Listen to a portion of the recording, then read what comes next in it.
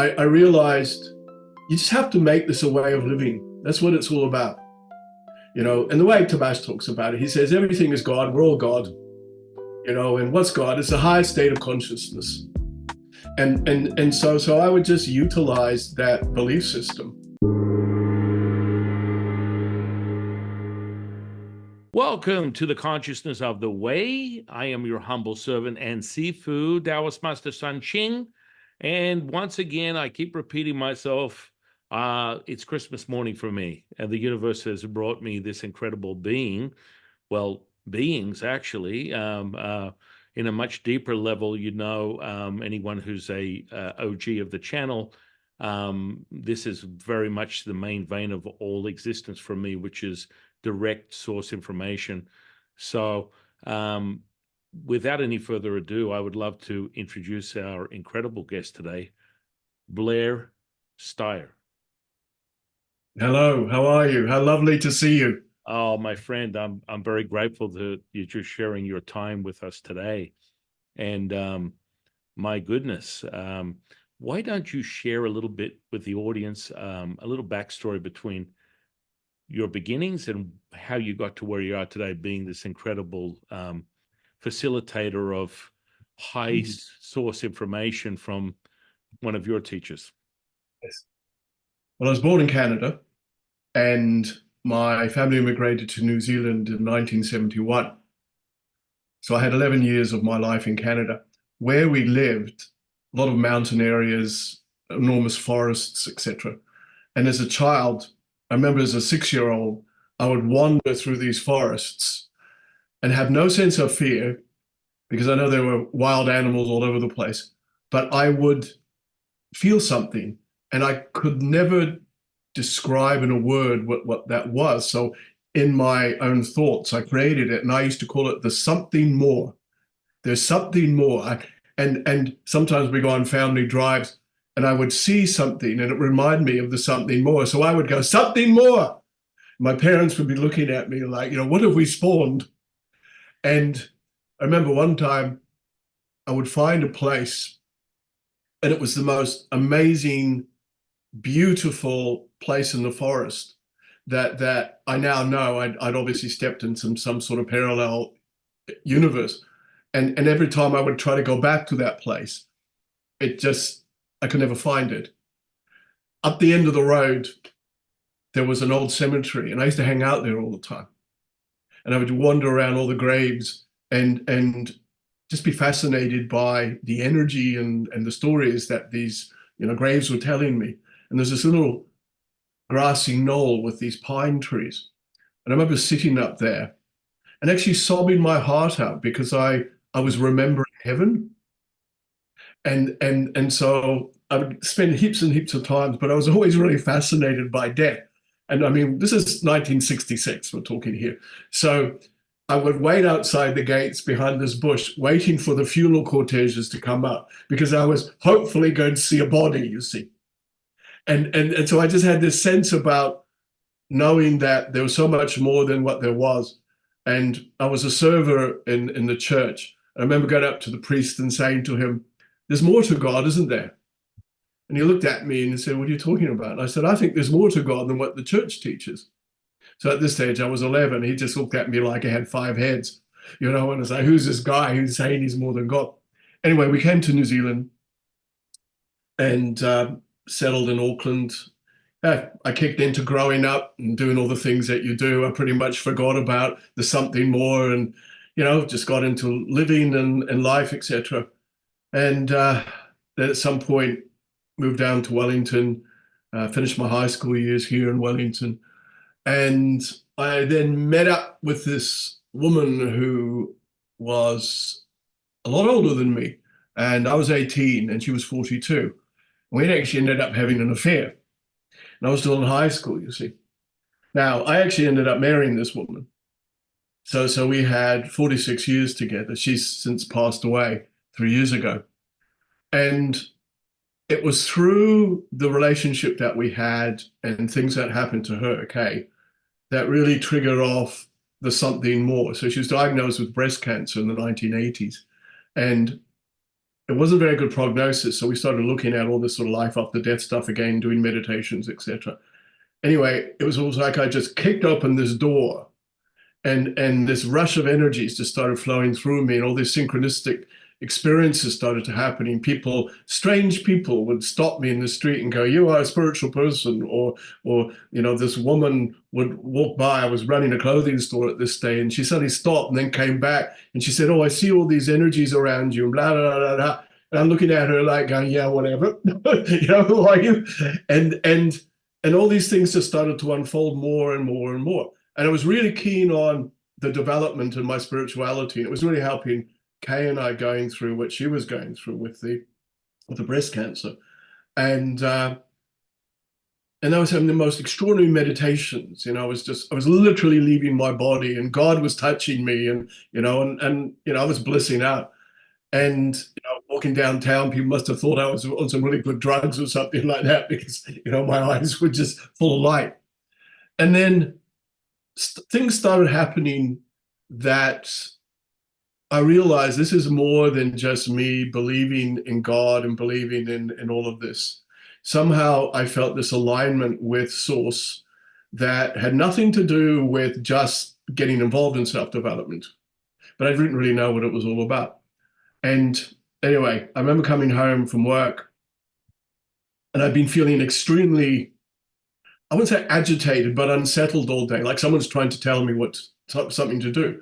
And so I came home, and I remember thinking quite consciously, I wonder what this feeling is all about. And I had the TV on, and then suddenly this program on Channler just came up. And I'm like, oh, this is cool. So I watched it, and I thought, this feeling I have has got something to do with this. Anyway, so Kay and I had dinner, da da da da. And I said, look, I just feel I have to do something. We need to try something. So I've been doing meditation for heaps and heaps of months by this stage. So we sat at the dining room table, and look, we just didn't really know what to do about this. So we just did what you normally do. You light candles, you hold hands, and that sort of thing. You turn the lights off, so I'm doing this. And all of a sudden my body went really rigid, and I felt really sad, like I was feeling someone's energy who'd passed, and it actually was my father-in-law who passed before. Anyway, he didn't channel through me, but I got these messages in my head, and he was just giving me some information to give to Kay, which was relevant to her life at this point in her health issues, etc. Anyway, so we just thought, wow, afterwards, this was extraordinary. Somehow it meant something to us. So we just decided every night we're going to put some time aside and practice, and not knowing what I was practicing for. So that's when I started, I suppose, my training into allowing higher levels of consciousness just to flow through me. In those early days, it really was more like getting my body used to working with a high frequency. And so sometimes I'd just be sitting having this meditation, and my whole body would just be trembling with vibration and energy. And I realize now that it was almost like a download of frequency, the cellular structure becoming accustomed to higher consciousness. And then as time progressed, a couple of things started happening. I started meeting up with other channels and people like that. And I wasn't going to them, but just talking to them. And I remember someone said, "Oh, you must watch this." And so we're in the 80s now, and there's a video on Ramtha. I don't know if you remember Ramtha, and who's a channeled entity through Jay-Z Knight in the States. And Ramtha's stuff was extraordinary. So I would gather as much information about Ramtha as I could, because I realized that somehow this was part of my training to see how Ramtha used Jay-Z Knight's body, etc. And then spirits started to come through, and they were just souls, basically, who were just obviously trying it out, see how it all fitted, and giving my physical body a chance to adapt into those energies. And they would just come through half an hour, have a little bit of a chat with Kay, and that type of thing. And then attached to me this soul whose name was Paul. And he'd been a Frenchman in the Secret Service in France in the 60s. And he died in some situation. Anyway, he presented himself to me and he said, I've been assigned to you to help you accustom yourself to working with spirit. All of this always made sense to me. So I never for a moment felt fearful or doubt or anything of that nature. It was like people said to me, always talking to me, I mean, this stuff is crazy stuff, or aren't you frightened? And I said, no, it just feels natural. And so I just started working with this entity called Paul. And this is where the first, how should we put it, gentle philosophy started to come through. And it was Mm. more to just, basic ways of being mind and body and spirit, just in a normal everyday existence. And so I worked with Paul for quite a while. And then he had to step aside because this other entity came through whose name was Astanya. And the moment he presented his energies to me, I just burst into tears because I recognized his soul.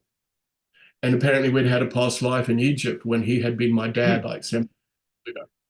Anyway, so Astanya came through, and this is where like real interesting teachings started to present themselves. And we were just at home doing this on our own with the odd friend here and there, coming and listening, etc. So I actually channeled Astanya for a couple of years. Anyway, we went overseas to visit some relatives in the UK, and we were there for a couple of months. Whilst we were away, my mother-in-law passed away in New Zealand. She had Alzheimer's for 10 years. And we'd been traveling in Egypt. We came back to the UK and this information was given to us. And I said to Kay, look, I have a feeling we have to go somewhere like a medium or a psychic or whatever. I don't know where. So we ended up going to the Spiritualist Church in Belgrave Square in London. Anyway, I don't know if you've done any Spiritualist Church stuff before. It's like a service, and so they sing hymns and have a teaching, etc. But then they have a medium or a psychic who is there and who does, as they call, readings. And so we're sitting there, and this guy from Norfolk, he came right up to Kay straight away. And he says, oh, I got a message from your mother, and mentioned her name, where she lived in Auckland, da da da da da, and said, Mm. she just wants you to Mm. know that by now she's completely clear and lucid, and all the Alzheimer's stuff is gone, etc., etc. So that was cool. Anyway, and then he came up to me and he says, oh, Spirit wants to talk to me about your career. And I thought, this is going to be interesting. Because at this point, I was very seriously considering stepping into medicine as a career. Anyway, so the guy starts talking. He goes, I see two rooms. I see a room full of light, and I see a room which has got a red cross on it. And I've been told to tell you that it's just a matter of choice, and whatever you choose, you're going to excel. So I had no idea what the room full of light was. And I thought, well, the Red Cross is of the hospital. Anyway, so we came back to New Zealand and I started doing stuff. And then I was looking at the paper one day, and there's this tiny little ad, and it was this woman advertising some channeled evening she was giving, and she channeled the Egyptian goddess Isis. So I said to Kay, hey, this is cool. Let's check this out. So off we went, and there's about an audience of about 50 people. And I like to be in a situation where if I don't like a Mm. situation I'm in, I like to sit by the door. So I'm sort of at the end of the seat, and there's the door, you see, in the back. And anyway, so Isis came through, and I thought, wow, this is cool.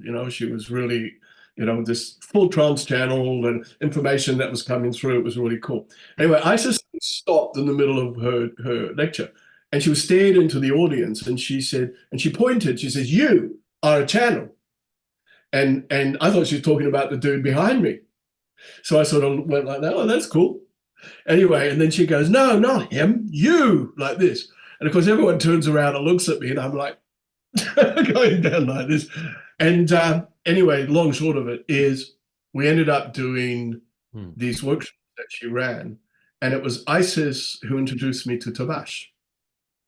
And she said, you have this entity called Tabash Salam Machem, and he wants to work with you. And you know, when you get information where at the time it's just like information and you don't really have an alignment to it, you don't have a feeling to it. It's like someone said, it's a nice day. And so Isis told me this was the case. So I thought, okay, so I started doing some meditations on the idea of this. And straight away, I got Tabash's face right in my face, just like that.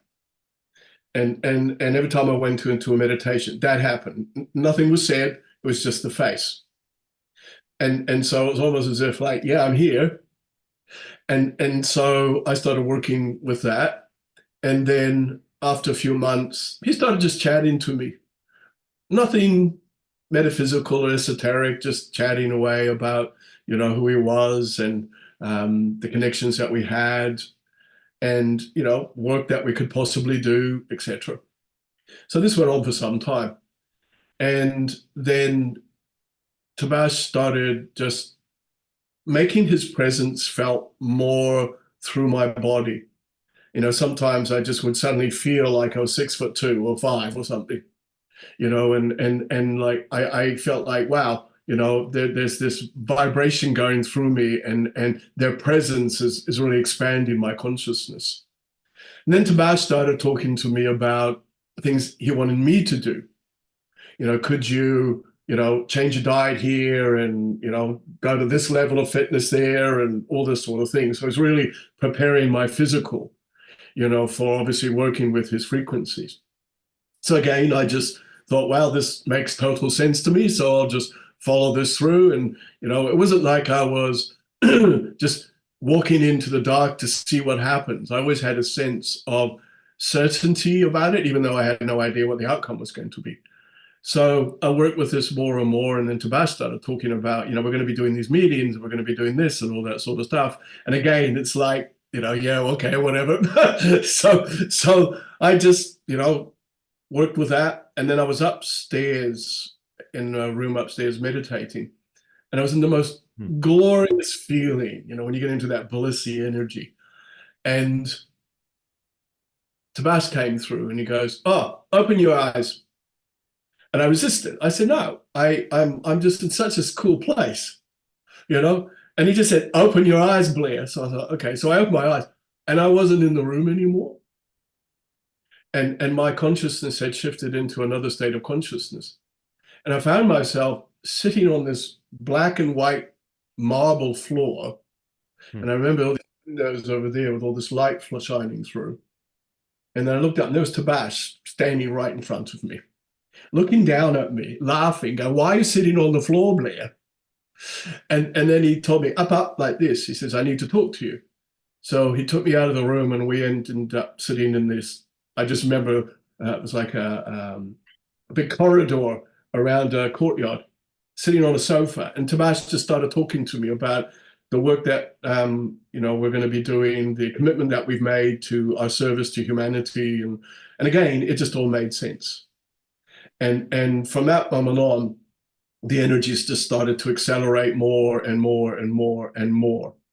And so Tabash, he'd come through and he'd start talking to Kay about things and what she needed to do and organize. Now, up to that point, Tabash, when he came through, the eyes were closed. So he'd just be talking to Kay, even though he could see through my eyes. But anyway, one day we were sitting, it was winter, we had a fire going. And Kay had got used to just talking to Tabash with the eyes closed. So she was just sort of sitting there, filing nails and going, yeah, like this, you see. And all of a sudden, Tabash said something, and he turned and opened my eyes. And she said, I just about fell off the chair. I got such a shock. And then my body again obviously got to another level of consciousness to be able to have Tabash utilize me in such a way. And then he wanted us to organize a first public meeting. So I had no idea what he was going to talk about. I never do. Whenever we do seminars and lectures and all that, I have absolutely no idea. I remember, again, one of Dolores's conferences, and I was just about to go on, and the guy who was to follow me afterwards, he said to me, well, because he was looking at me and he goes, well, what have you done to prepare like this, you see? And I just said, well, I got here. And he says, well, what do you mean? I said, well, let's go out, bring Tabash through, and he'll just look at the audience and decide what he's going to talk about. Anyway, and that's always been the case, So actually, afterwards, when I came off the stage, the guy just looked at me and he goes, "How am I supposed to follow that?" And he had all these PowerPoint presentations and graphs and things like that. I don't remember who he was, but anyway, when we did our first public meeting, I think it's about 50 people who came, and I can't remember. My heart was going like this. Anyway, I brought Tabash through, and he came through and he gave a really cool teaching. And then it just spiraled from that time on. So we ended up doing these big public meditation teaching evenings every month for 2 years, actually. And I just hired a theater that sat 200 people. We'd fill it up all the time. And Tabash, he would do a teaching first, and then he'd take the audience through a guided meditation. And he loved using music. And he would take people through amazing stories. But he called it, I don't like tinkle music. And he would take me through town and say, oh, and this in the day was all CDs, oh, there's a really cool CD in there that I want you to get. So I would go into the shop and I would say the name of the CD, da da da da da. And the guy would look at me, no, I don't have this on file. And I said, well, I got it on good authority, you do. So you go into the back room and he'd find it. And so anyway, these meetings were amazing because I also used it as a venue where people could advertise their own meetings and spiritual things. So I had a big table where people could put all their leaflets and flyers.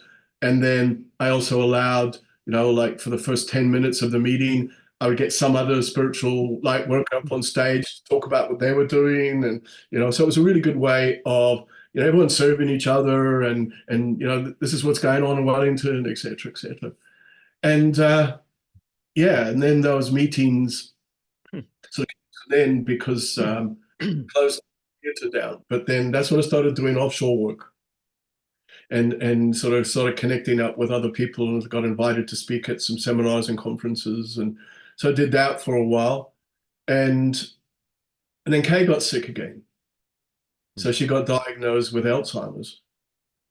And so I had to curtail my time being away. In the early days, it was okay because she was fairly okay and clear. But then as time progressed, I realized that I couldn't actually go away anymore. I remember I went to Christchurch and I'd gone down there just for a week, and Kay rang me up and she goes, "Where are you?" And I said, "Well, I'm in Christchurch and I'm here for the week to work." And she'd forgot. And she said, "I've been wandering around the house looking all over the place for you." See? Anyway, so I said to Tabash, "Well, what's the story here?" And he goes, "Look, it's not good for her, but you can't do these away things. You can still do your work in Wellington." So I basically had to put myself on pause for a while. And yet during that period, I did a lot of meditation. And, one of the things I've realized is, our life's experiences are our self-development as well. It's not just all our spiritual stuff. So all the things that I went through with Kay and her illness, because, I looked after her on my own for about 6 years before she went into care home. And it was so extraordinary. We talk about other dimensions and other states of consciousness. And I realized that with someone with Alzheimer's, it was like she was stepping into a new world. And I was allowed to go into that world for a little bit. And then gradually, as she went further and further into that world, then I realized that no, I can't go into that world.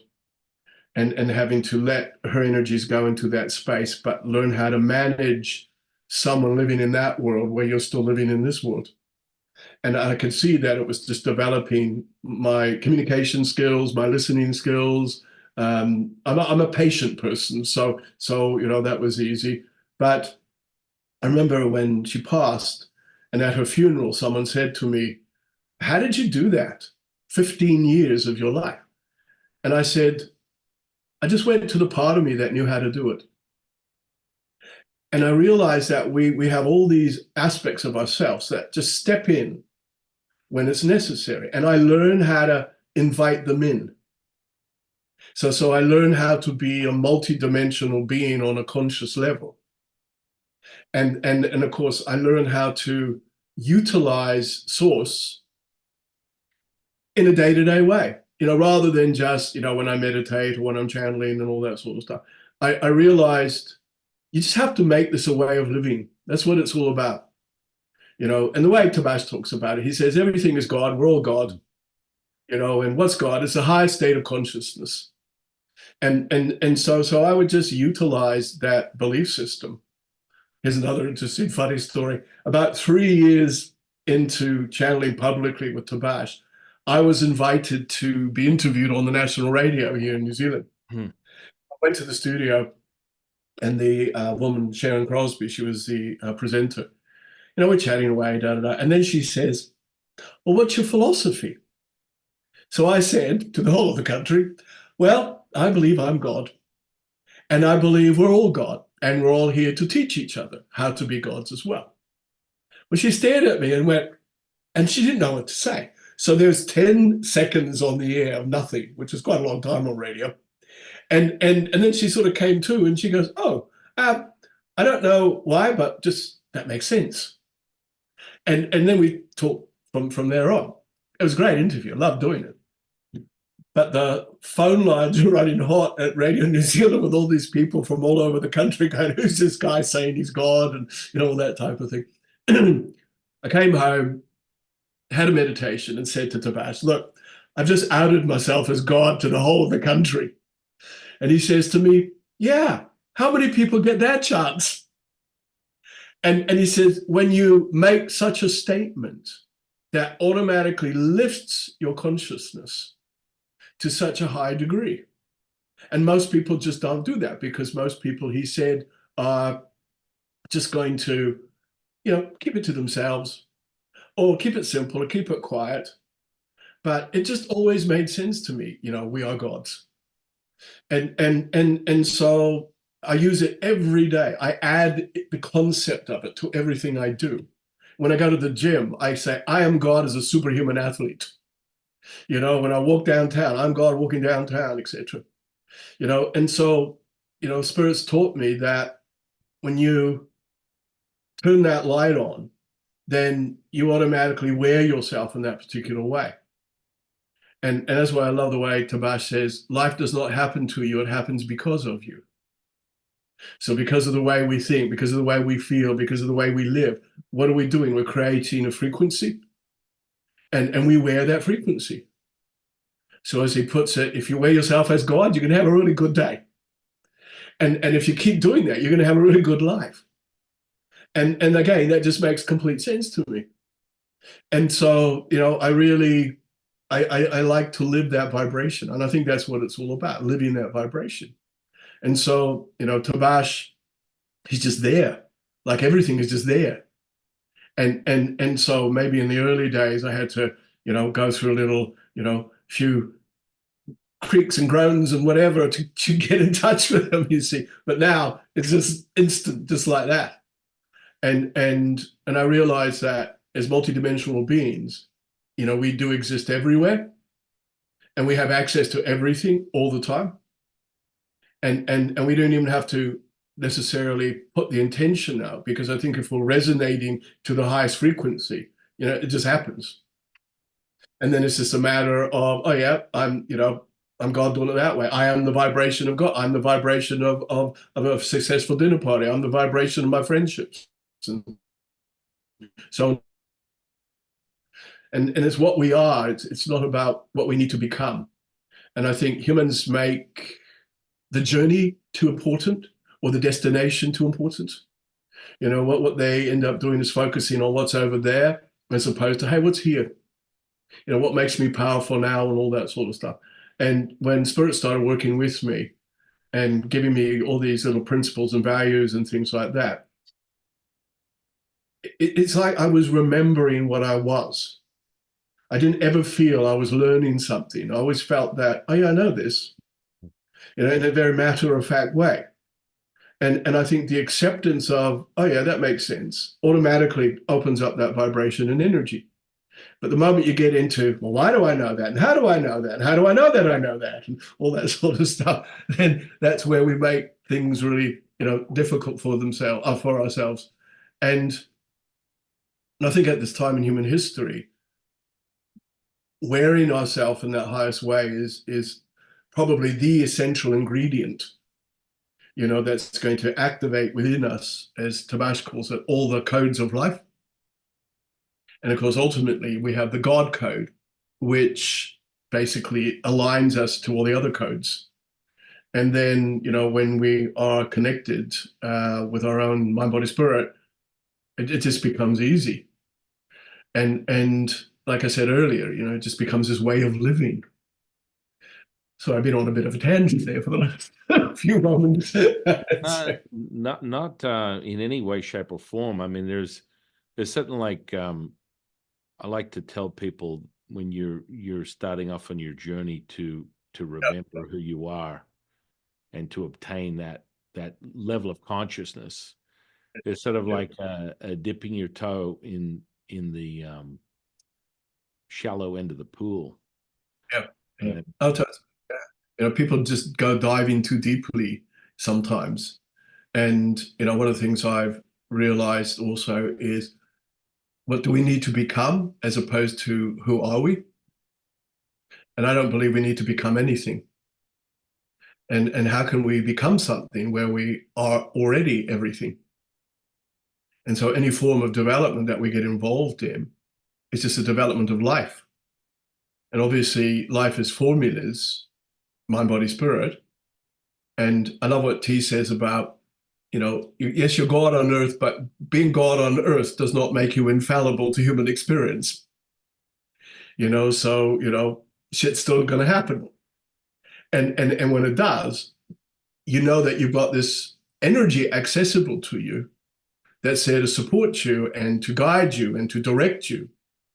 And so, but without the vibration of something, some higher level of consciousness, how can we move away from despair? How can we move away from conflict?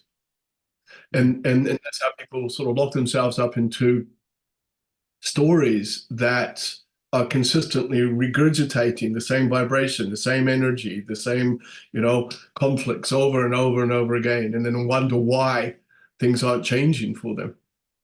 mm, And I think, a lot of human beings still seek for who is there to give me the answer, or who's there to fix me, or who's there to, show me the way. And I believe that whether it's Tabash or whoever it is in spirit, they're just there to activate something in us. And they're activating our God nature. And the moment we're activated, well, then we start remembering. And of course, the more we start remembering, then we start wearing ourselves on that way. And the more we wear ourselves on that way, well, then we become that vibration more. And then things change. And then, yes, obviously, there will be times where mind, body, and spirit, you need to do a little bit of added extra. But I think it's more about just the way we live every day. And just stay conscious of the moment you wake up in the morning. Right, I'm a God, I'm in a body, we're in New Zealand, it's March the 18th. Right, what shall I do? What shall I think? What shall I feel? How shall I do the driving today? And I try as much as possible to live my life like that. And I don't think it's difficult for people to do that, because most people know the structure of the day. And so if you can just add that little bit of extra before you wear it, then you become more conscious. And again, as spirits taught me, that's enlightenment, to be in light of your life. So yeah. when you're in your life, you just go into life's room and you turn the lights on.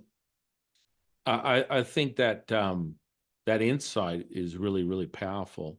I feel like you probably are an enigma very similar to myself in the sense of remembering your past self as an eternal immortal. However, you have regenerated the state that you're in right now. And there's there's still a fundamental. Like I've probably taught thousands of people channeling over the last 30 years. There's a fundamental component. Yes, I did it once over 30 years ago. My teacher had 60 years experience and freaked out and went, how is it that you just went boom and now you have this gateway that was equivalent to literally like a fire? The whole group that I was in was standing around me burning their marshmallows because there was so much energy being transmitted. And and you move through that, right? So I used to break chairs on a daily basis. I'd just sit in a captain's chair and just break it in half, and people are like, I want whatever he's having. And it's just about, I attribute it to the simplicity of this, and I share this with everyone. It's like you can be realized instantaneously and know who you are right now. It comes with a simple childlike state and accepting everything at face value. And when you can do that, all of a sudden, poof, you can realize Blair's insight and mastery, my insight and mastery, and then all of a sudden, you attune yourself, as Blair confirmed for the audience. It's that vibration which creates a frequency, and that frequency is met. And when you meet that frequency of that vibration, there's a resonance. And if you can hold, I always remind people, you can hold that resonance, and that's the biggest misconception. People can't hold the resonance.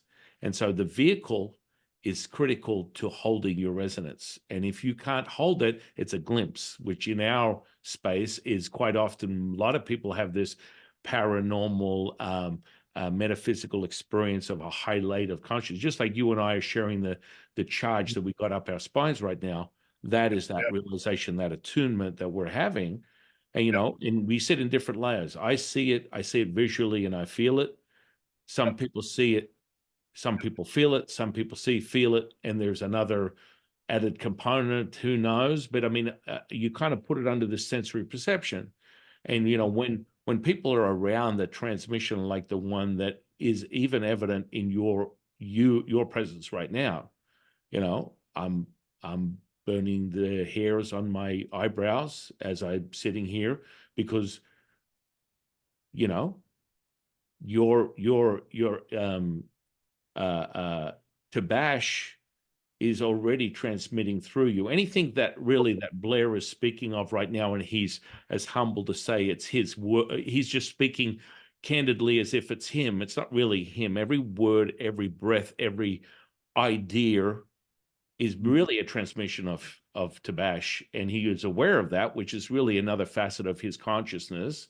And that's how I kind of look at channeling. It's like you are creating a high frequency, meeting it, maintaining a resonance, and then that information is validated in a 3D reality, and it's real. It's not a if, and, or but, and whether it comes in the form of, a physical healing. I like to do physical healing. Like Latsu likes to put 1,000 people in a room, connect them, boom, and all of a sudden you've got a mental, emotional, physical problem, spiritual problem. You walk out of there and you get like, probably 90% of the audience going, I just had the most profound experience I've ever had. That's the resonance that we're speaking of. That resonance, and my goodness, the elated oscillation that you and I are experiencing right now when we're both just like bathing in this stuff, and it is on like Donkey Kong. And what's really cool is at some point, and I want to invite you today, because I've got probably over a very short period of time, I gathered quite a few friends of mine that are all channelers. What I want to do is do a channeler like event where we all transmit our teachers, our consciousness, and they have a conversation, because it will be off the chart like it is right now. And all the OGs of my channel, my students, anyone who's watching this is literally getting high as a kite right now from your transmission, from the collective transmission that we're having, and it is off the charts. And it's getting stronger and stronger. The more we talk about it, the more it's impossible for Tabash to not Mm. It's through your every spoken word. It's like I always remind people, if you have to learn it, you don't know it. If you know it, you don't have to learn it. And this comes back to what Blair was talking about. It's what you already know, and that resonance that you're holding is a super high resonance. I need the audience to understand this. And when you're looking from an auric perspective, when I look at your aura, there's the imagery of what is very similar to this, prophet type of character with long white hair and a beard, wearing white completely, that keeps morphing in and out of your field with all gold white light in your aura, which is crazy.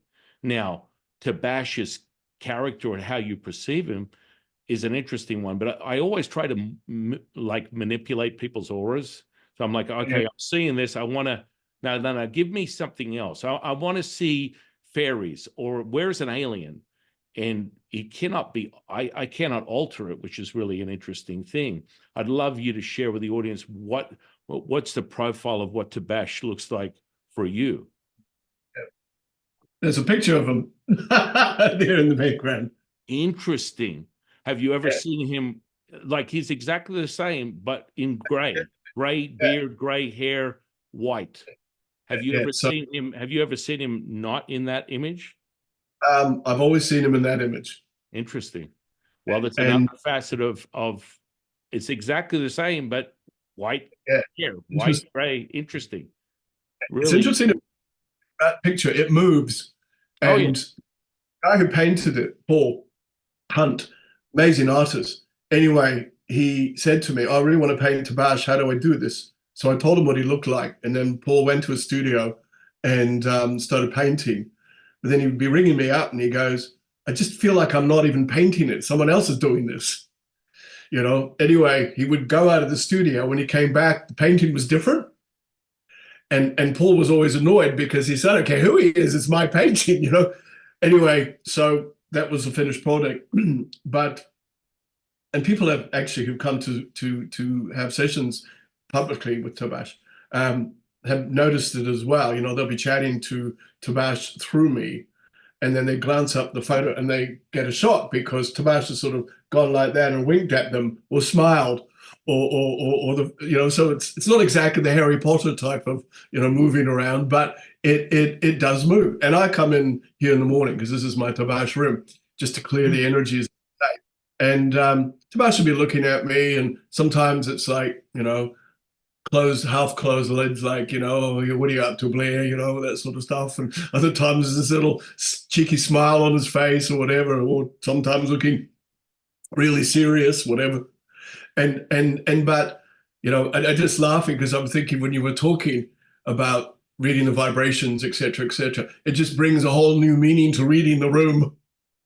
Yeah. And I noticed that when Tabash would do a lecture, and that's what he would do first. He'd read the energy of the room, and then that's when he would decide what he was going to talk about. Yeah. Yeah. And and I think that interesting saying that. I think that's what we're doing now. As souls, we're collaborating because we're reading this big collective energy that's going on the planet at this particular time. And therefore we're all components in something rather extraordinary. And that's why I love your idea of collaboration. And I've often thought that myself. Like the 10 tenors who get out there and sing. They get out the 10 channels. Who get out there on stage. And I'm all about collaboration. I think it's an extraordinary thing to do. But yeah, try to get everyone together to do something like that. And It's like herding sometimes. So yeah, no. I mean, it's interesting because when you resonate and you tap into that, it's like you're able to just access that consciousness instantaneously, which I do all the time. yeah, And the question I posed to him was, so why did you show me as the gray-haired prophet? Because that's what you need to see right now. And I'm like, really interesting. I need to see you that way. When you're pretty handsome. Old things aside, the shade of color is just the gray hair with the same yeah, complexion yeah. and same look, which I find Well, really interesting. what it's like when I said before, you go to the part of you that knows how to do it. So I think we just go to the part of us that is perhaps downloading a certain frequency or an energy, and that's why you could say, you can get 10 channels or have 10 different opinions on the same subject, and it's like everybody needs what they all have to say at some point in their lives, and I just think all of that's available to us all the time. And it just depends on you as an individual. What are you drawn to? What do you need to see? What do you need to feel? What do you need to hear just at that point? Yeah. And when it's aligned, it's go, oh yeah, that makes sense. And then other times it's like, got to think about that. Yeah. And I mean, I've had people come to see me and they're gone. I've been doing this, 36 years. And publicly, some people come and, oh, I wanted to come and see you 20 years ago. And I went, oh, well, why didn't you? Oh, I don't know. you know. And so it's I've known about you for 20 years, but or whatever, and I wanted to come and see you. And I said, oh, why didn't you? Oh, I don't know. And but I realized that people exactly are where they need to be at the time they need to be there. You Yeah, know, I mean, I would add to this that when you're not committed to the outcome, I don't, it's not a validation. There's a big difference. When you're not personally committed to the information, it becomes very clear.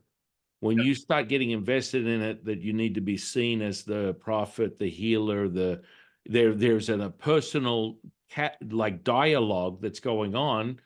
You don't get the information that is of its highest frequency, in my opinion. I mean, that's what I've noticed that doing this 32 years. It happens every single time. And yeah, yeah, so, the information comes through in all different levels. When you speak to Tabash, he has his own personality. Just as, when I speak to Latsu, or I'm transferring Latsu's information, he's very much like the humanist is interesting that you want to identify with that, but it's like he'll always remind people, it's like, okay, you want to know whether there needs to be brimstone and fire coming out of the sky for 2024. And what he'll do is like he says it very clearly. It's like you're like a grain of sand asking the beach what you're doing today. yeah, What are we doing today? Now, when you actually fall back into the beach, yeah, you're all things. yeah. Instead of Well, become separating yourself, you become instead the of, beast. right, Yeah, instead of separating yourself and making the little myopic journey of your humanness as being something of monumental disturbance and value, whereas he'll be like, okay, so this week is coming up. yeah, Basically, there's huge flares coming from the sun. You're going to have a connection with the earth. The earth is going to transmit a certain frequency as the moon is also aligning and committing a high resonation of yin energy. And so, yeah, and he'll say, okay, it's now on the Thursday of this week, you need to be more aware of the water element, and the water element will work with you and align you so that the emotional state will be that of bliss and patience and complete harmony. And so he speaks in these type of ways instead of mm, we need to focus on the fact that the political landscape, he's that's his only little caveat. Is like, I'm not going to get caught up in the humanist little weed aspects of your transformation, because the more you realize you're a facet of the diamond, the faster the resonation of that high level of consciousness presents itself. yeah, yeah. When you're saying that, it just reminded me of, there are no degrees of separation to anything. We are all everything. We are all each other. And so at the end of the day, we're just dealing with ourselves all the time. But which aspect are we permitting ourselves to experience? And so the level of relationship you have with yourself will actually determine just exactly who are you in that person or that situation or that landscape or whatever. And I think that's really exciting. And I try to remember that as much as possible, when I'm having conversations with people and trying to think, well, I'm actually just talking to myself here, and the way we respond to each other actually tells us about ourselves. And that's where it's a very poignant time, or I think because more and more people are turning the lights on, then they're recognizing more and more of themselves in life.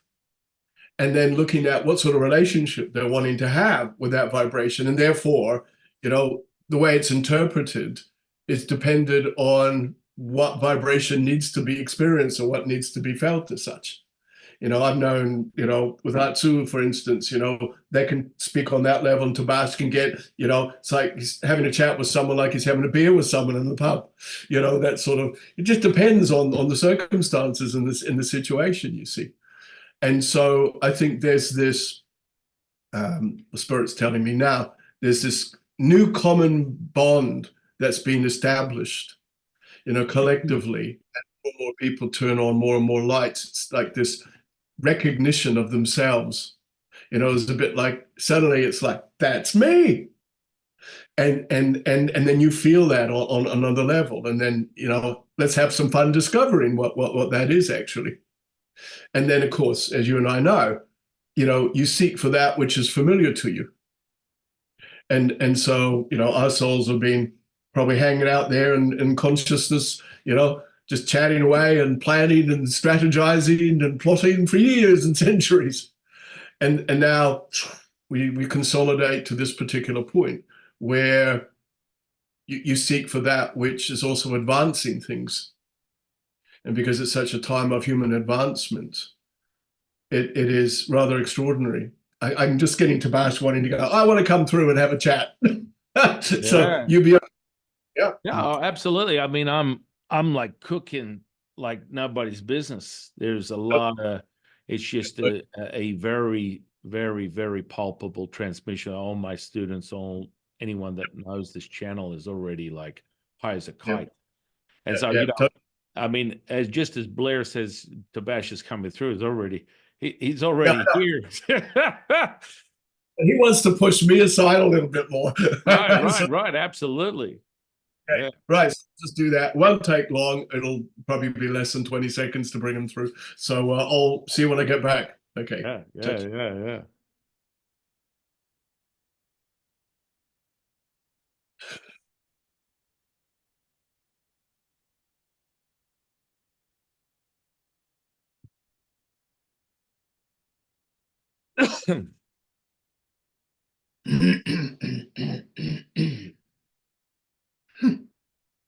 Hello, how are you?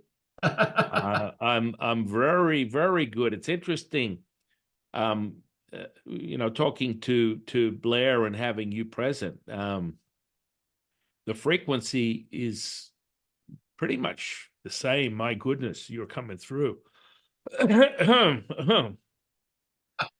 So this type of insight, I want to ask you something. So I noticed this because you're coming through with Blair's presence and his eyes are open. I noticed that when I interact with Latsu. What is the envelopment that you get from that transmission as most people close their eyes when they're channeling? I think it's more to do with the way people are more receptive when they feel that, they're 100% being engaged. I think it's almost a form of respect. And so if I'm sitting there like this, etc., then somehow people don't attend in quite the same way. And so, but when you're 100% engaging, which is really, if you think about what this time in history is all about, it is that. It's all about engaging. Engage in the mind and the body and the spirit. So therefore, when I watch people's vibrations, then they're able to see themselves more. Because when I project through the body, I'm projecting God's power through the body. So when God's power is looking at you, then you will receive it in a greater way. And you know what humans are like? Oh, they're very visual. They have to see, they have to see things. Show it to me. And so I think it's, in a way, I suppose you humans will call it, it's a slight tactic, and some prefer to do that, some prefer to do this. And but I just think about what I said before about this time in human history where it's all about engaging. Think about how human nature has become so separate from consciousness, higher consciousness, And when you get separate from higher consciousness, it's rather like just walking away from the fire, which was giving you warmth. And as you go further and further, it's not just giving you warmth, it gives you light. So you walk into the darkness and it's cold. And then you have to find your own way, so to speak. And then gradually you go back to the light, you go back to the warmth, you go back to that which you see, which is yourself. And that's where this is a time in human history where it's all about illumination. You all started off as light beings originally, and then you started to become human beings, and now you're developing back into light beings, directing your human being state with the light. And without the light, you can't see anything. And so that's why human nature is turning their lights on. But of course, the interesting thing is that when they turn the lights on, they were going to think, oh, I see what's over there. And in fact, they turn the lights on and see themselves. And it's like walking into a room and it's just a hole full of mirrors and you're totally there. And that's freaking some people out. And some people are suddenly seeing themselves for the first time. And some people see themselves in lots of different ways. And some people don't like what they see, so they have to change. And then some people walk into the room, oh, there's no mirrors, it's just a blank. And why that is because they don't need to see themselves in that way anymore, because they've seen themselves within. And there's a concept I use, which is, in order to be something more, you have to know what it is to be nothing. And what that means is, who needs a label? You know, you don't need a purpose. You don't need a destiny. You don't need to know where you're going. You know, personally, I think having destinies and purposes puts a lot of pressure on people. I think it's a lot easier just to have a life. And if you have a life daily, I am God this day. Therefore, what shall I think? What shall I feel? How shall I live? How shall I experience things? And when you get into the alignment of your own enlightenment, then, of course, what you do is that, oh, I feel everything, I see everything, I am everything. And therefore, oh, right, for the rest of the day, what shall I do with it? You know, I don't have to find my purpose or my, you know, why am I here in this lifetime and all those types of things. You know, you're here because you choose to be here. Why can't you keep it that simple? Why do you always have to have missions and destinies and all those sorts of things? Why do you have to save everybody? Why can't you just be who you are, illuminate in the best way you can, and love? And then it just happens. That's why I've always liked that phrase that Nelson Mandela spoke of. As you let your own light shine, you unconsciously give other people permission to do the same. And so if everyone turned their light on, they would see themselves and therefore change in a way which brings harmony. And in doing that, everyone is affected by that. Everyone is touched by that. And if everyone wore themselves in that way, then you move away from the need to evolve. Because if you're God, you don't have to evolve. You know, it's just a state of being. It's a state of consciousness. And you just exist. You know, think of it. You know, look at the God vibration. It's always in the same place. It doesn't move around because it doesn't need to, because it is just everywhere. It doesn't move from A to B to whatever. You know, it just is able to shift its state of consciousness to a perception or to a concept. But it never moves. It's always in the same place. And of course, what humans do, they do all this running around trying to find themselves. You know, am I over there? Am I over there? Am I up there? Or, you know, where am I? And oh, just stand still. You're here. I had this chap who came to me once, and his life was not going so well. Anyway, so I gave him some strategies, and he goes, "Yep, I want to be there. How do I get there?" I said, "Well, you know, you can't get there. You know, it's all about being here. You know." And yeah, but I don't like being. I don't like the feeling. I want to be over there. I said, "Well, you can't be over there yet. You have to be here." Yeah. But what do I need to do? What do I need to think? What do I need to feel? Give me a structure. Give me a plan so I can be over there. I said, I can't do that because it's all about being here. Okay, Tabash, he goes, so, well, while I'm here, what do I need to do then? And I said, be here. And so it's just that. It's right now. I mean, think of this from a point of consciousness, quantum physics, esoteric energy, whatever. Right now, what you and I are experiencing is the best thing we are ever doing in our whole existence right now, because that's what we're attending to. This is where all the power of life is right now. It isn't, in an hour's time or 4 hours time or tomorrow. It's right now. So this is what I'm doing, and this is what you're doing. And then when that completes, we never stop doing it. We're just doing it on different levels. But we've shifted our consciousness onto whatever our next journey or missions are. And so therefore, everything is just happening all the time. And so when you think about what you're doing with Latu, what Blair's doing through me, what you're both doing from other energies you connect up as well, that's your vocation. It's not your purpose, it's your vocation.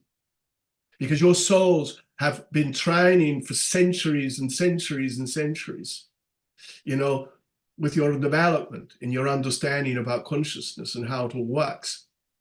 And so now you bring a lifetime in where it's all about turn some lights on. This is what's normal. This is what's natural. But as you both know, you've had your living, you've done your stuff, you're still doing that, and so it's not suddenly, I'm just floating up there and, helping people and healing people. But what you're doing is you're doing what's natural to you. And when I say that, I think that's a very good point to make with human nature at this point. You have to do what is natural. And I'm not talking about natural in human terms. I'm talking about natural in higher terms. So when you recognize how you naturally align to your mind, to your body, and your spirit, then that's your formula that's natural to you. And when stuff happens that people don't like, it's only because you're thinking or feeling or living in a way that's unnatural. Whether it's a thought process you have or a relationship you're in or a job you're in or whatever. Humans are very good at putting up with life and not believing they have the choice. And so everything that's unfolding at this particular point is this revelation and recognition that it's all about, oh, actually we have choice. You don't have to put up with this or think this or feel that, whatever. Oh, yes, but we can't do this because of that and all that sort of stuff. So up comes all the excuses and people, using old stories to keep them locked into certain vibrations.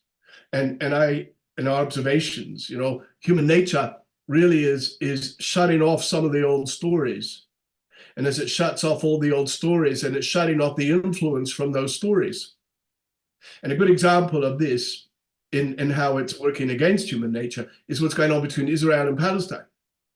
So they're locked into a story that they've been consistently reading for decades. And therefore, as they keep reading that story, then they keep getting involved in the vibration of that story. And they have, generations of children who are being brought up, by their parents. Here's the story. You have to read this. This is your enemy. You have to kill this person. And so, of course, you get seeped into the frequency of that vibration. And then at times you try to get people who change the story. Now, you can't do that because we always read this one. This is what we follow. This is what's natural.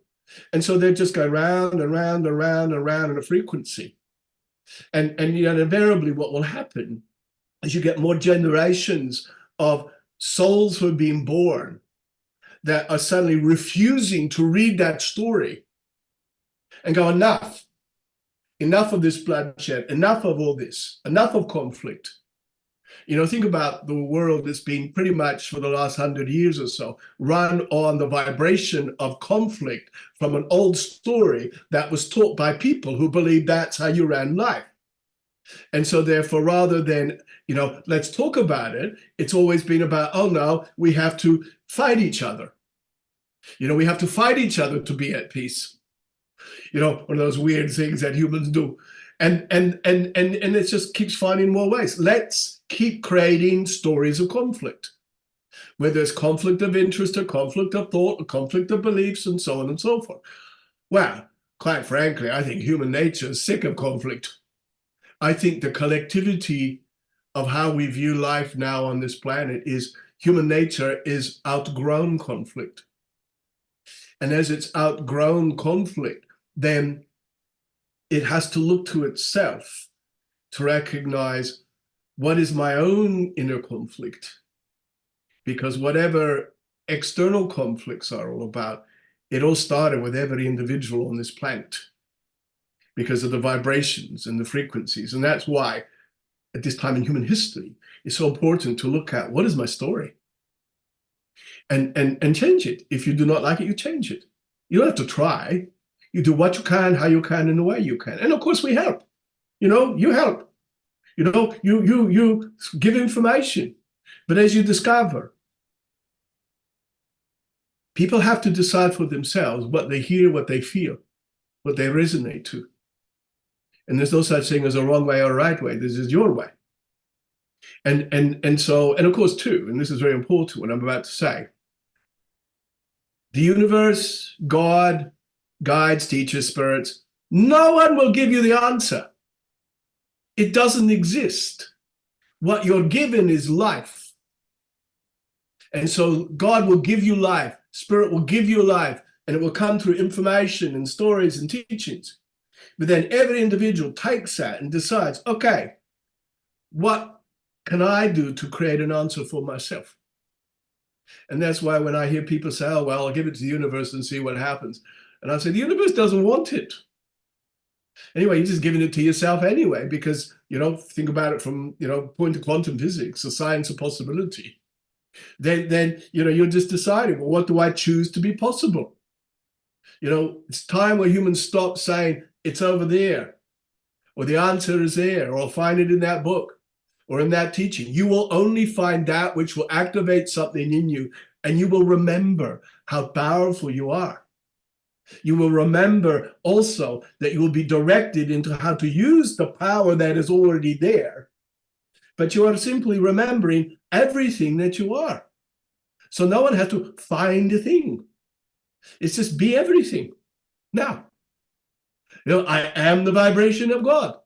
I am the vibration of my success, of my happiness, of my possibilities.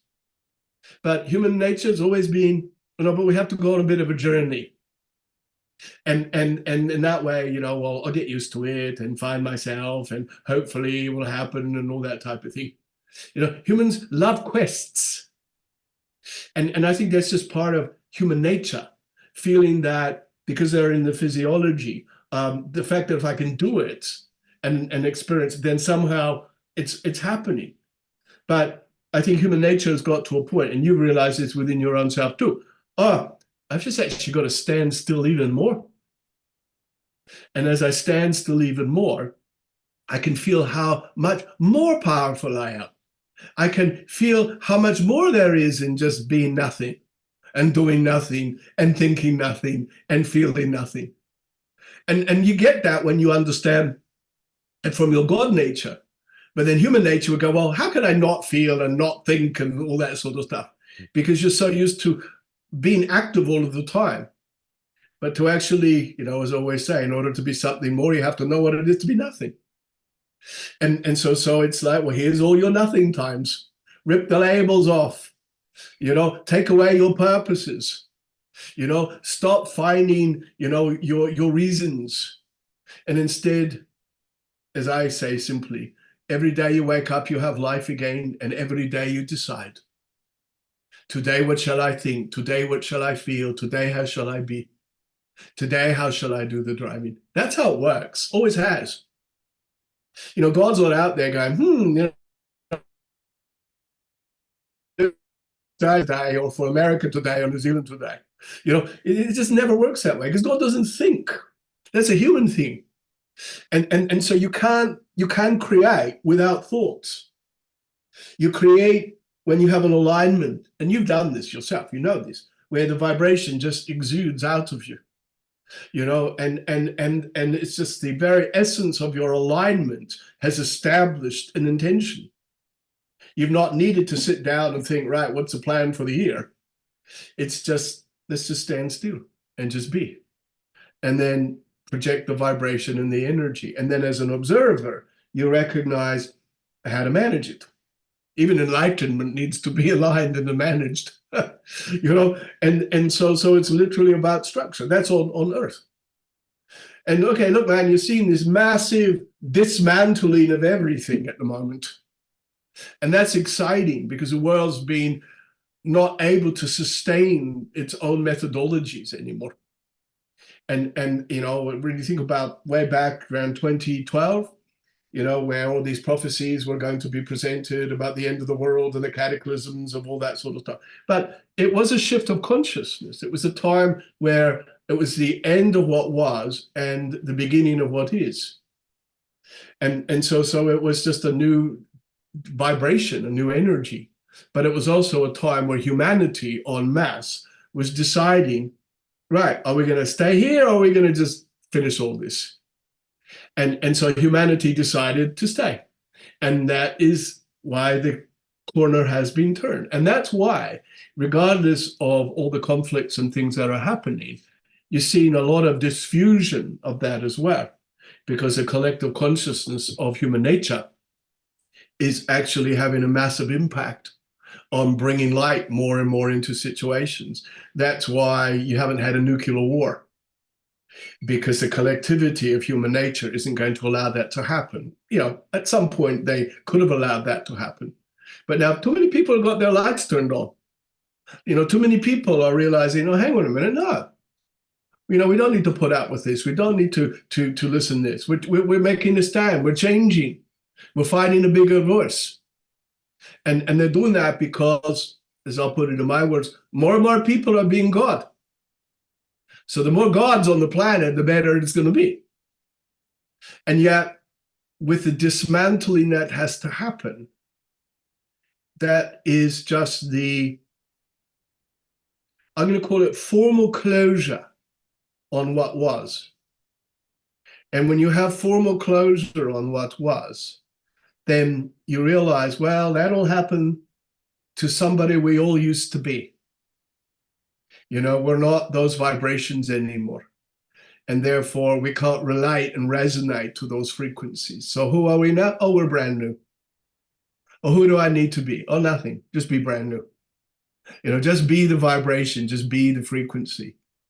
And in just being the frequency, that's when you really feel how much you are. And I have a teaching where I go, if you take knowledge and you live it, you activate the power of it. And therefore, knowledge becomes awareness. So awareness is just activated knowledge.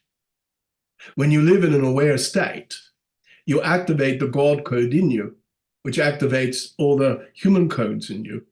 That gets you attached to what you humans call your feelings. Feelings are different from emotions because emotions are human-based, feelings are God-based. So when you're attached to the feeler in you, then that's when you can start directing your human nature and its feelings differently. The way I say, hey, human nature, it's me, God here. Just need you to know I'm changing the story. This is what we're going to think now. This is what we're going to feel now. This is how we're going to live today. So you end up being the leaders of your human nature. You're the one who's making the decision as God. So when you tell your human nature, in regards to whatever, hey, relationship self, this is how it's going to be. Hey, health and well-being self. Hey, financial self. You're made up of all these selves. So makes sense that you need to tell them some things now and then. And if you don't, then human nature is very good at going off into all sorts of tangents. And then suddenly you get to a point where, how did I get here? And so leadership is a very important thing at this particular point, because humans are seeking for the higher levels of leadership that are so relevant to what's going on in the world at this particular point. And that's where souls like yourself and myself and others who channel through energies, etc., are useful. Because, We're basically saying, hey, check this out. And of course, but people will get drawn to what is natural to them.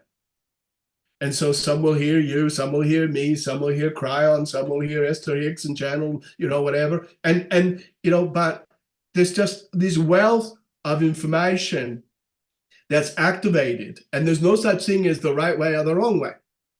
It just doesn't exist. It's just there. So as a soul, what are you naturally drawn to? And that's where, when you get naturally drawn to something, you put out a signal and you attract towards you what you need. Here's an example of this. So Blair was walking to the gym the other day, and he always walks, I'm God, and everyone's gone, all that sort of stuff. Anyway, he noticed this dude about 100 meters in front of him just staring at him. And Blair was like, oh, do I know this person? And as he got closer to him, he thought, no, I don't know this person. Why is he staring at me?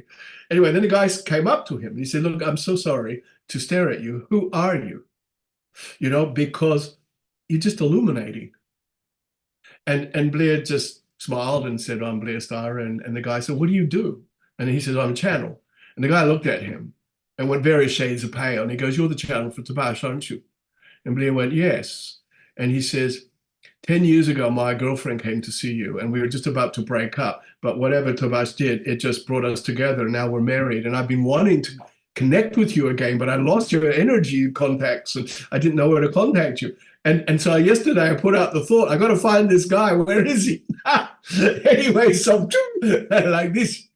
And can you imagine if everyone just lived like that? Well, for a start, no one would have any issues as such, but you just all be illuminators for each other. There's so much fear, son, that's going on in the world now. But it's not fear necessarily like an old fear was, but it's more fear of this new vibration and this new energy, because it's people are struggling with this coming together of the mind, the body, and the spirit. But also, too, think about it. You've been believing something for centuries, and then suddenly, other things start to occur, and so people are fearful of that because they don't know what to believe anymore. But the belief now, it's all about the self, not about what you're being told to believe, but what do you believe within yourself. And then when you look at what you believe within yourself, then therefore you naturally get drawn towards what's necessary. And so it's like, even, extraterrestrial energies, etc., and the galactic vibrations that are currently making their presence felt hugely on the planet, and of course, in 100 years ago, people believed in things, but then you had systems that don't want you to believe in something, because if you believe in that, then you're not going to believe in them. And then therefore they can't control you or control the way they want the world to be and life to be, etc. And so, but all this is changing, man. And that's why, to choose to be alive at this particular time in human history, it wasn't a ballot, didn't pick it up, you all decided, yep, I'm going down there. I'm going to be a part of all that because this is going to help me to evolve. How exciting, how extraordinary. And all that's going on in this planet at this point has never, ever happened before. And so it's all very exciting and very interesting. And of course, you get all those who've been a part of that out there in the stars, they're looking at it in great interest to see how it's all developing. But, they're also influencing, because it's not in the vested interest of the universe for things to go astray. And you know why, people often say, well, why are they not showing themselves more? Why do they just appear and, come up and put a podcast out or something like this, you see?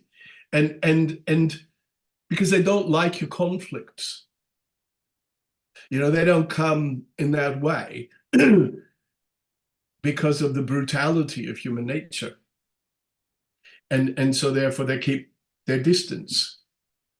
And if you look at, a lot of the movies and things like that are consistently being made about the ETs that, they have to shoot them down and all that sort of stuff, So until human nature en masse sees it from a point of light and love, then you still get it in sporadic ways. But there's ways of just being drip fed information to human nature. So it starts to disperse and dispel the fear. So more and more people see things and feel things and experiencing things. But you can imagine this mass gathering of extraterrestrial beings who suddenly land on every planet. Can you imagine what the American government would do? You know, and they'd be out there with all their warships and their planes and nuclear warheads and stuff like that.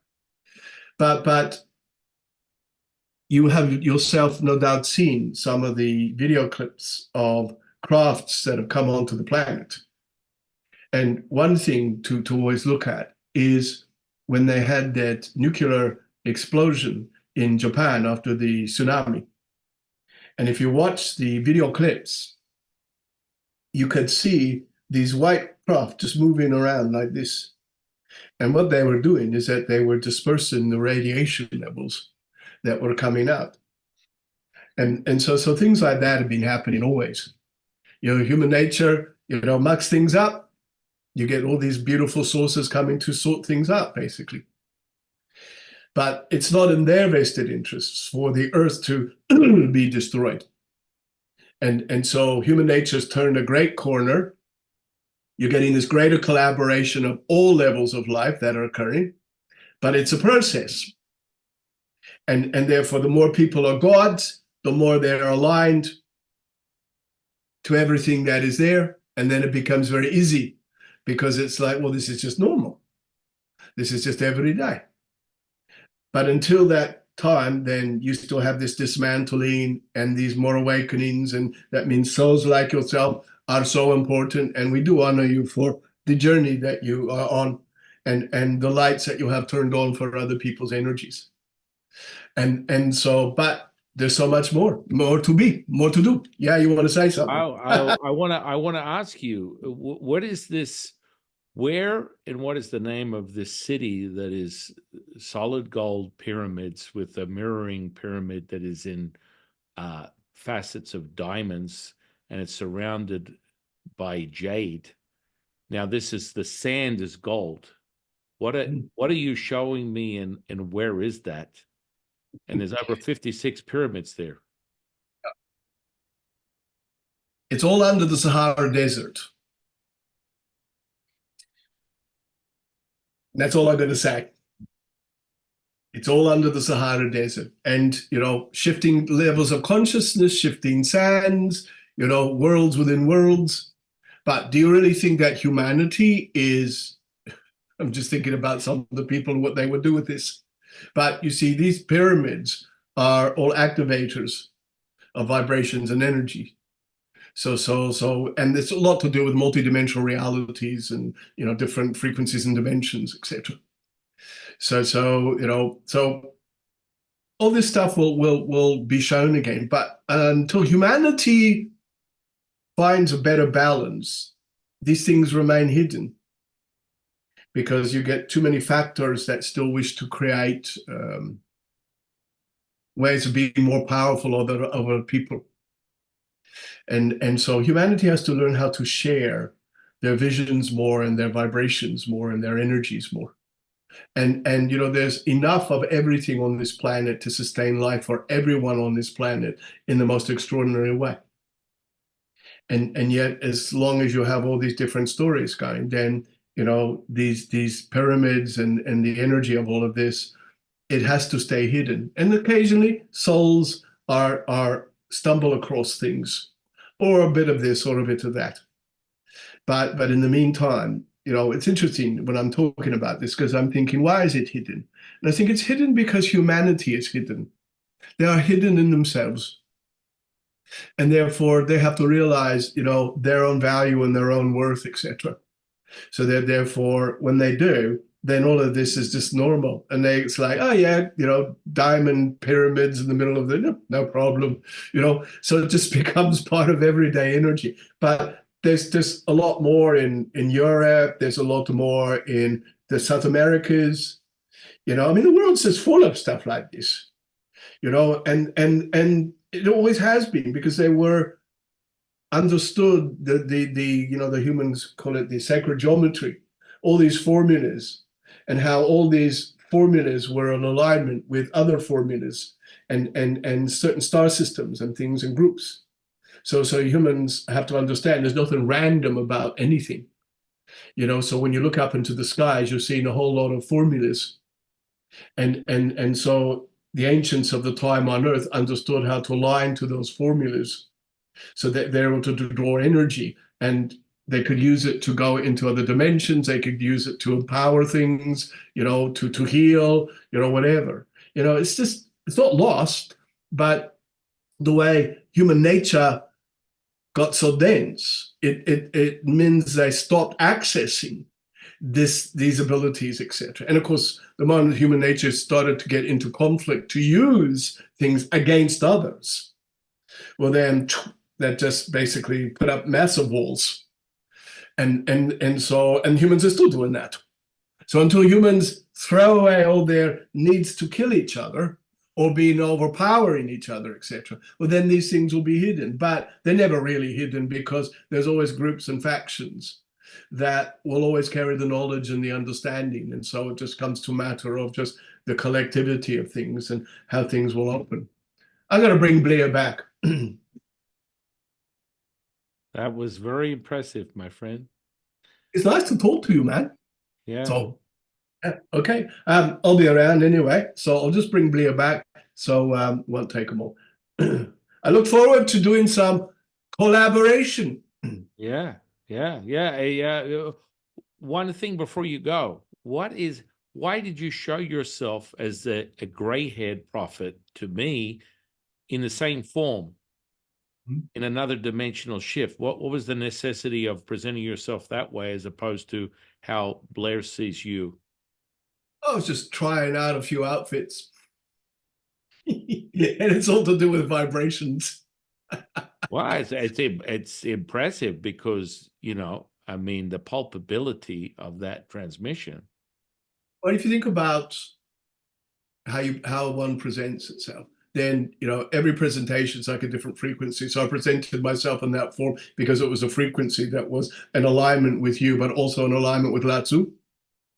And so it's to do with that. So anyway, you got the Jade King behind you. I don't know if you're familiar with the Jade King who works with you. Oh, the Jade Emperor, yes. Yes, the Jade Emperor. Yes. So Yes, so appears behind you, looking very jade-like and noble. So anyway, I'll bring Blair back and you can have more talk with him. Okay. Blessings. Bye for now. Thank you for sharing your time.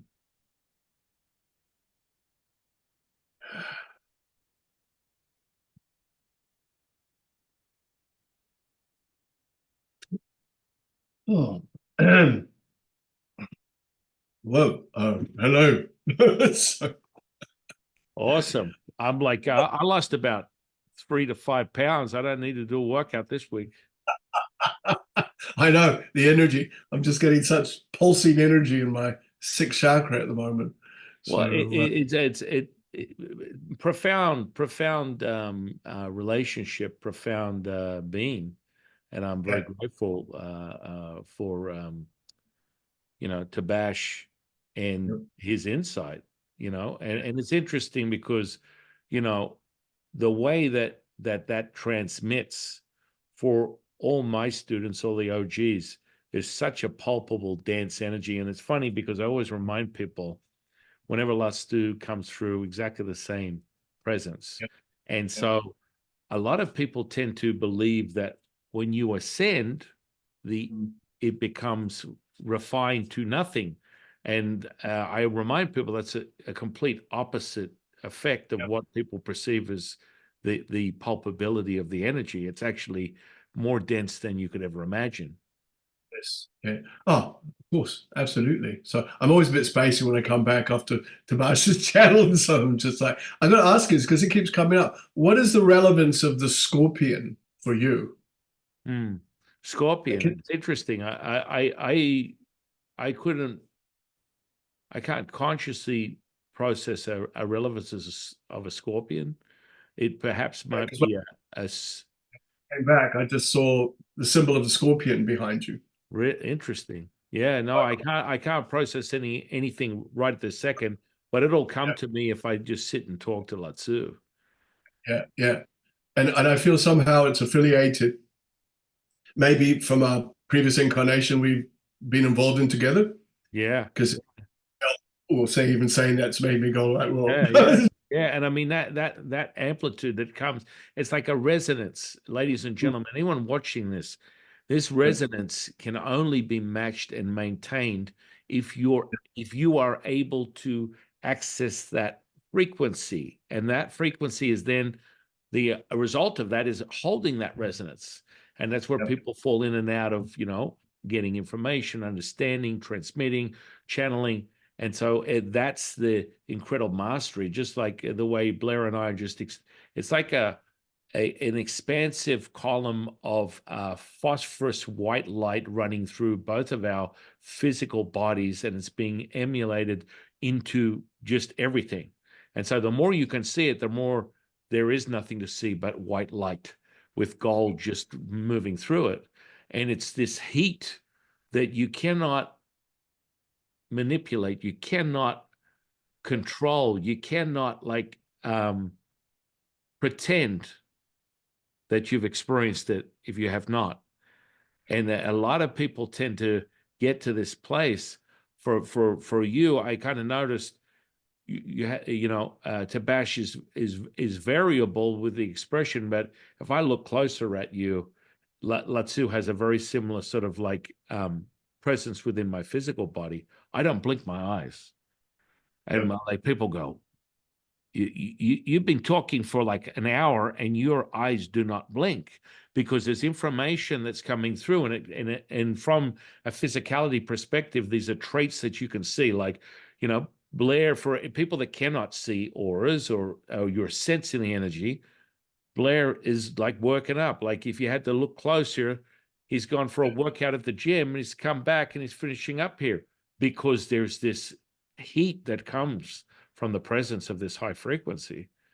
totally. Yeah. Often when I come back, or even I've noticed more when even when I'm not channeling, um, it's just like your body is just consistently humming with vibration and frequencies. And at night when I sleep, I always sleep hot, and my body is just cellular. It's just taken on that vibration.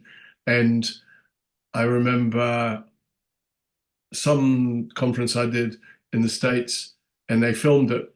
And the cameraman said to me, "Have a look at this." This was afterwards.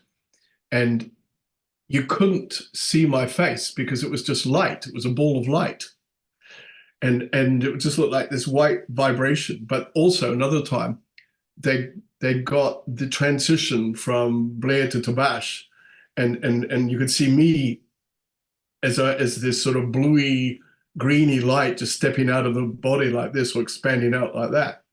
And then on that side, Tabash's energies, which was sort of indigo, purple, and white, and gold, just came in like that, and it was really obvious.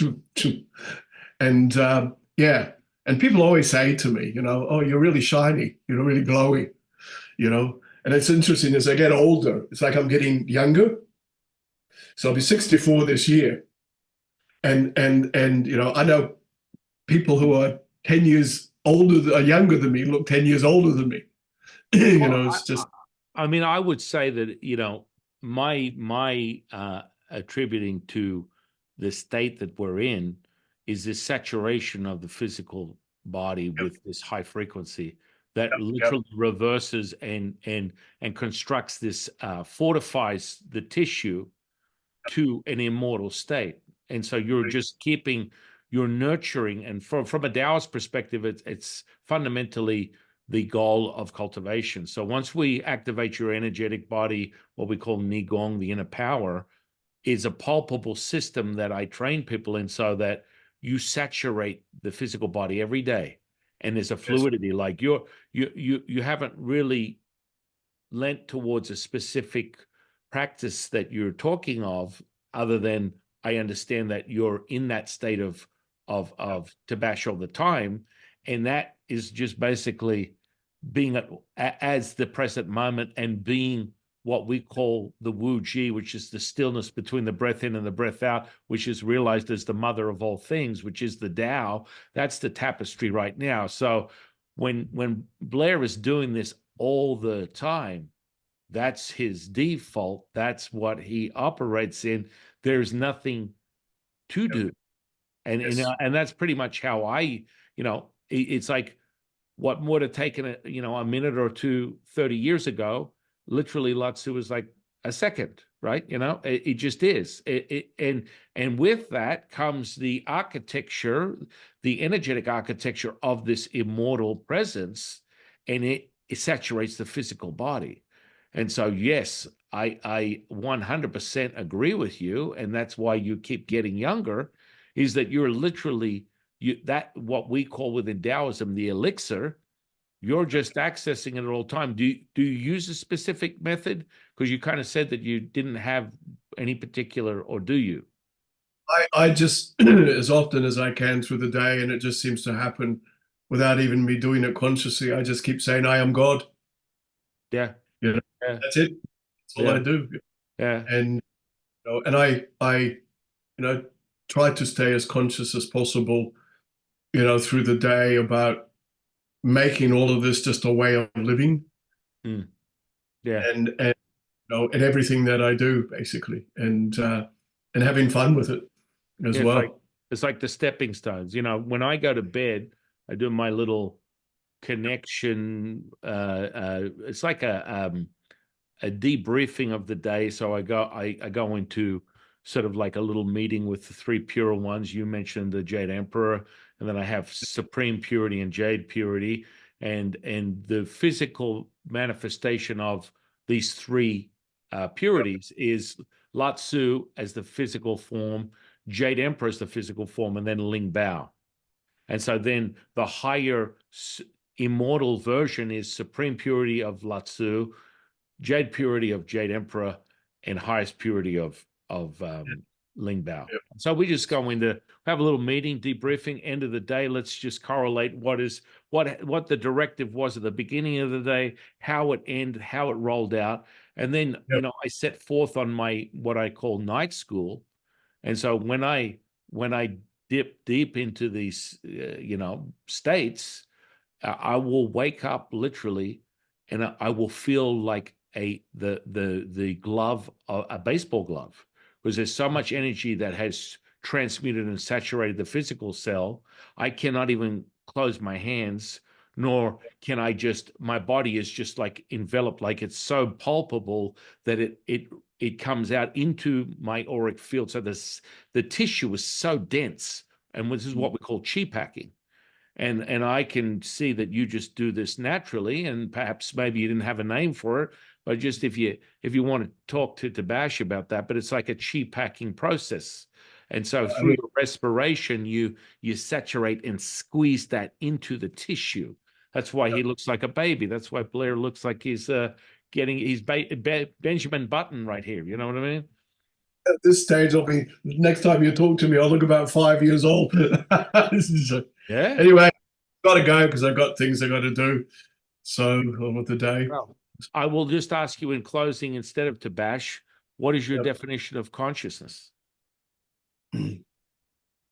Straight away comes state of being, Hmm. and when you're in a state of being, you have access to everything. State of consciousness, you are everything. It's just life energy, just different frequencies, different vibrations. It's just life. It's life. State of consciousness is life. So, Amazing. And I'm and going to put all your social under this. What else can you offer the audience today from the world of Tabash and Blair? I think we're living in an extraordinary time. We've all chosen to participate in this journey of creation because I believe that's what's occurring. I don't think it's a mistake that anybody on this planet is where they are. And I would say, pay attention to yourself, love yourself, be the best selves